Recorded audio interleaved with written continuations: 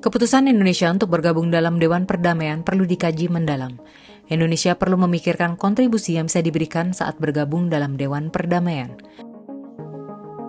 Direktur Eksekutif Parasindiket Firdika Rizky Utama, Kamis 5 Februari 2026, mengatakan bahwa politik bebas aktif yang menjadi landasan kebijakan luar negeri Indonesia selama ini membuat negara kita bisa dihormati negara-negara lain.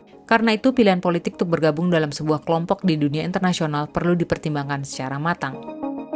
Bagaimana kemudian ketelanjuran ini harus, ya udah kita harus lihat kesalahan ini atau kekeliruan ini sebagai kita harus manfaatkan. Kita bisa apa gitu ya dalam BOP, walaupun saya juga tetap pesimis Indonesia bisa mewarnai BOP karena ya dengan katakanlah leverage politik atau sosial ekonomi dan security kita kan jauh di bawah mereka, jadi kayaknya kita akan ikut-ikut aja. Begitu juga misalnya kita di BRICS, kita memang banyak ikut forum tapi tidak pernah mewarnai forum. Dan bebas aktif bukan berarti ikut dalam banyak hal tapi tidak beserta apa-apa.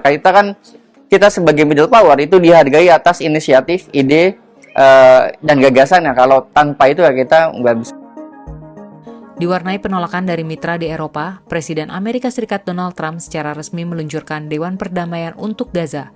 Peluncuran itu dilakukan pada Kamis 22 Januari 2026 di sela-sela keikutsertaan Trump dalam Forum Ekonomi Dunia yang digelar di Davos, Swiss. Indonesia memutuskan untuk bergabung. Dalam pidatonya, Trump menyebut ia ingin menciptakan momentum untuk proyek masa depan jalur Gaza. Namun dalam piagam Dewan Perdamaian tidak disebut sama sekali kata Gaza atau Palestina. Artinya semua wilayah konflik di dunia merupakan ranah yang ditangani Dewan Perdamaian. Pada 3 Februari 2026, Presiden Prabowo Subianto menggelar pertemuan dengan para tokoh pemimpin Ormas Islam di Istana Kepresidenan Jakarta. Tema bahasannya seputar Dewan Perdamaian. Sehari berselang, Presiden mengundang sejumlah mantan Menlu dan mantan Wamenlu ke istana dengan agenda yang sama.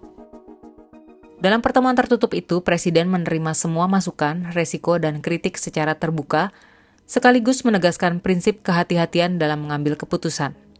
Para peserta pertemuan menganggap realistis pilihan Presiden untuk bergabung dengan Dewan Perdamaian.